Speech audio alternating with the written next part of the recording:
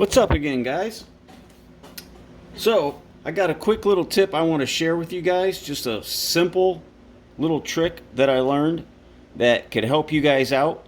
To all my customizing friends that are doing wheel swaps or trying to get wheel fitment, and you don't want to have to cut your axles. But you know how sometimes you get a casting, like say I'm using this, I just grabbed this new Pontiac Aztec because I noticed that, that's a really wide axle wheel setup on this.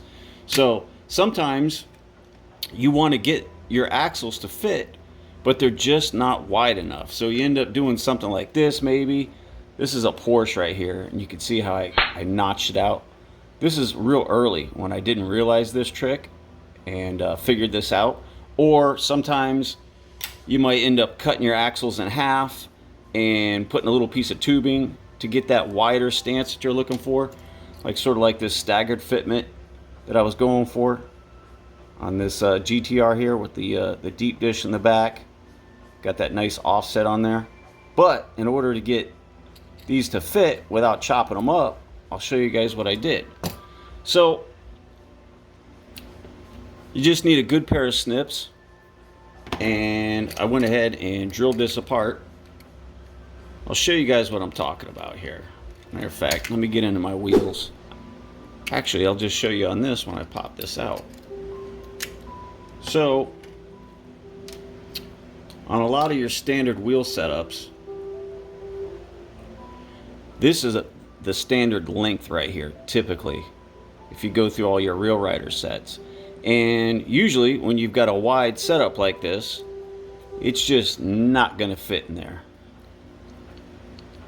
It's just not long enough. It's really close, but it won't quite snap in there. So you end up cutting your axle in half, putting a piece of tubing in there, getting that wider stance. So I'm going to show you a simple trick to get them to fit in there. So all you have to do is take your snips. Let's get you guys in there a little bit better. And you see this little tab in there that hangs off? I actually measured it with my calipers, and they're about 3 millimeters, that little tab. So by cutting each one, you're actually gaining about 6 millimeters in length on your axle. So if you just go nice and easy, just give a little bite all the way around, nice and smooth like that, until you get all the way through, just like that. And then you could just simply snip this off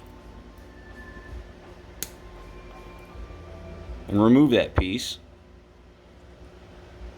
and do that on both sides, which I already did right here. So look at all that axle space I just made by snipping those off. Super simple, just snipping that plastic tab off.